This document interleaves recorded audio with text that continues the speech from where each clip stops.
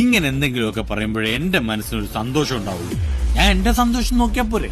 അങ്ങനെ ഗണേഷ് കുമാറിനെതിരെ ഞെട്ടിക്കുന്ന വെളിപ്പെടുത്തലുമായി നടി മായാ വിശ്വനാഥ് രംഗത്ത് വന്നിരിക്കുകയാണ്. സുഹൃത്ത്, സ്വകാര്യമായിട്ട് അല്പം സംസാരിക്കാനുണ്ട്. ആയിക്കോട്ടെ, ഇന്ന് നമുക്ക് ഇവിടെ തന്നെ കൂടാ.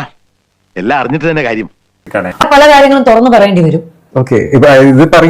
അങ്ങനെയാണെങ്കിൽ ഞാൻ പല വർഷങ്ങൾക്ക് മുമ്പ് എന്നോട് ഒരു ടോക്ക് നടത്തിയതുണ്ട്. അതങ്ങ് ഞാൻ പറയും. തന്നോട് മാത്രമല്ല ഈ നാട്ടിലുള്ള എല്ലാവരോടും ഞാൻ പറയുകയും ചെയ്യും. ഇല്ല, അതിപ്പോ ഞാൻ അവര് പറയുകയാണെങ്കിൽ ഞാൻ അങ്ങ് വലിച്ചു കീറി ഒട്ടിക്കും. അത്രേ ഉള്ളൂ. പ്രിയങ്ക ചേച്ചി നാറും. അതിനുള്ള 2 മരുന്ന് എന്റെ കയ്യിലുണ്ട്. നീ ഇതുവരെ കണ്ട എന്റെ മുഖം ഉണ്ടല്ലോ, അത് ഡീസന്റ് മുഖം. എന്നെ കെ പി ഗണേഷ് കുമാർ, എനിക്ക് താല്പര്യമില്ല കെ പി ഗണേഷ് കുമാർ അഡ്വ കമ്മിറ്റിയിൽ വന്നതിനോട്. അതെനിക്കിഷ്ടമില്ല. എന്തായാലും അഡ്വ കമ്മിറ്റിയിലേക്ക് ഗണേഷ് കുമാർ വന്നപ്പോ അതിൽ പലർക്കും എതിർപ്പ് ഉണ്ടായിട്ടുണ്ടാവണം. കാരണം ഈ ഗണേഷ് കുമാർ എന്ന് പറഞ്ഞാൽ അങ്ങനെ എല്ലാവർക്കും ഇഷ്ടപ്പെടുന്ന ഒരാളാണെന്നുള്ളത് എനിക്ക് തോന്നിയിട്ടില്ല. മാത്രമല്ല പെണ്ണ് വിഷയങ്ങൾ അടക്കം ഇഷ്ടംപോലെ വിവാദങ്ങളിൽ പെട്ടുപോയിട്ടുള്ള ഒരാളും കൂടിയാണ് ഇയാള്. ചുമ്മാ ഇങ്ങനെയുണ്ടോ കള്ളന്മാര് ലോകത്ത്? നട്ടാ കുരുക്കഥ നുണകൾ പറയല ഇവന്റെയൊക്കെ ഹോബി. കാരണം ചിലപ്പോ നേതാവ് നിലയിൽ ഇപ്പൊ പരാജയമാണ്, തോറ്റപ്പോ തന്നെ മനസ്സിലായി. വ്യക്തി നിലയിലും ഭയങ്കര പരാജയമാണ്. അത് എന്റെ പേഴ്സണൽ ഒപ്പീനിയൻ, എന്നെ അത്രയ്ക്ക് മുറിവ് ഏൽപ്പിച്ചതാണ്. ഞങ്ങൾ വഴക്കാം.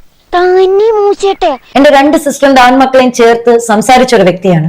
2021 അയാളുടെ ഏതൊരു ഫ്രണ്ട്, എന്റെ സിസ്റ്ററിന്റെ മോന്റെ എൻഗേജ്മെന്റിന് വന്നവനാണ് അയാൾ. അങ്ങനെ തന്നെ ഞാൻ പറയുന്നു. നീ ആരോടാണ് എവിടെ നിന്നാണ് സംസാരിക്കണ? ബോറ നിനക്ക് വേണം. ചേച്ചിയുടെ മോന്റെ കല്യാണ ഫോട്ടോയിൽ ഇൻസ്റ്റാഗ്രാമിൽ അവരുടെ ഇടുപ്പിൽ കൈയിട്ട്, എന്റെ ചേച്ചിയുടെ മക്കളുടെ ഇടുപ്പിലല്ല നാട്ടുകാരുടെ പയ്യന്മാർ ഇടിപ്പിച്ചെന്ന് എനിക്ക് കൈയിടാൻ പറ്റും. ഇത് പറയാ അയാളാര്? നീ ഇങ്ങനത്തെ ആളാണല്ലേ. ചെക്കന്റെ സ്വഭാവം കേട്ടിടത്തോളം അടിയാണെന്നോ ഇങ്ങനെ ടൈപ്പാ. വലിയ സമയം പിടിക്കില്ല.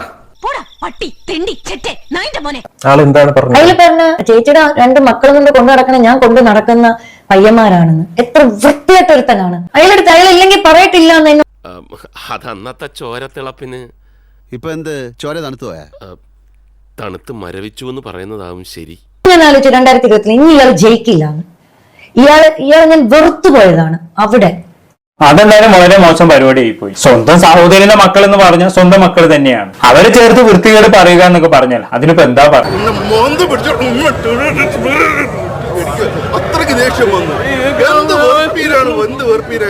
ഗണേഷ് കുമാറിൽ നിന്ന് നമ്മളിതൊക്കെ പ്രതീക്ഷിക്കുന്നുണ്ട്, അത് വേറെ കാര്യം. എന്നാലൊന്ന് ആലോചിച്ച് നോക്കി, എന്തൊരു വൃത്തികേടാണ്. എന്റെ കയ്യിൽ അവനെ കിട്ടിയേ ഞാൻ അവനെ അരിഞ്ഞു മുളകിട്ട് അങ്ങനെ തിന്നിടോ. ആ കുട്ടിയുടെ വയ്യമ്മയാണ് മായ, അതായത് സ്വന്തം മക്കള് തന്നെയാണ്. മായ അവരോട് അടുത്തിടെ വൈകുന്നത് കാണുന്ന ഗണേഷ് കുമാറിന്റെ ഫ്രണ്ട് വൾഗറായി ചിന്തിച്ചിട്ട് അത് നേരെ ഗണേഷ് കുമാറിന്റെ അടുത്ത് പോയി പറയുന്നു. ഒരു ഉറപ്പുമില്ലാതെ ഗണേഷ് കുമാർ അത് നേരെ ചെന്ന് മായയോട് പറയുന്നു. ഞാൻ അങ്ങനെ പറഞ്ഞിട്ടില്ല. ഇത് ഞാൻ ആദ്യമായിട്ടാണ്. ഇതറിയാം, കാലടി ഓമന ആന്റിക്ക് അറിയാം, ജീജ സുരേന്ദ്രൻ അറിയാം, പലർക്കും അറിയാം ഈ ഒരു കാര്യം. ഇത് ഞാൻ ഇപ്പൊ ഞാൻ പറഞ്ഞുകൊണ്ടാണ് നിങ്ങൾക്ക് കിട്ടിയോ. ഇതുവരെ പറയാൻ ഇരിക്കാത്തൊരു കാര്യമാണ്. ആർക്കും അറിയില്ല. ഒരു കയ്യബദ്ധം നാറ്റുകരുത്. ഇനി തോന്നിയാസം പറഞ്ഞു നടന്നാലുണ്ടല്ലോ നാട്ടിലടിച്ചാൻ സൂപ്പാക്കും. മായ കാണുമ്പോ മായയുടെ അച്ഛനെ എനിക്കറിയാം. എന്റെ അച്ഛനെ അച്ഛനായി വിളിച്ചോണ്ടിരുന്നത്. അപ്പൊ ഞാൻ പറഞ്ഞു ശരിയാണ്, നിങ്ങൾ നേരത്തെ വന്നു, എന്റെ അച്ഛനെ അറിയാം. ആ ആള് എല്ലാം അറിയാവുന്ന ആള് പറയണേ എന്റെ ചേച്ചിയുടെ 2 മക്കളെ ഞാൻ വെച്ചോണ്ടിരിക്കുകയാണെന്ന്. വെടിവെച്ച് കൊല്ലണം അതിനെ. എന്തായാലും ഇയാളുടെ മനസ്സിലുള്ള വൃത്തികേട് എത്രത്തോളാണെന്നുള്ള നിങ്ങളൊന്ന് ആലോചിച്ച് നോക്കി. വെറുതെ പെണ്ണ് വിഷയത്തിൽ ഇയാൾക്കെതിരെ ഇടയ്ക്കിടെ ഓരോരോ ആരോപണങ്ങൾ വരുന്നത്. ഇതൊക്കെ അല്ലേ കയ്യിലിരിപ്പ്? നിനക്കതൊക്കെ എങ്ങനെയാ സാധിക്കുന്നത്? അതൊക്കെ ഗോപാലകൃഷ്ണൻ ഒരു നമ്പറല്ലേ? ഇത് എന്റെ ഒരു നമ്പറാ. കളിക്കുന്നത് അതിൽ വേണ്ട. അയ്യോ പറഞ്ഞോണ്ട് നേരം പോയി അറിഞ്ഞില്ല. ഞാൻ പോട്ടാ. ഞാനും വരുന്നു. ചുമ്മാ കാറിൽ പോ.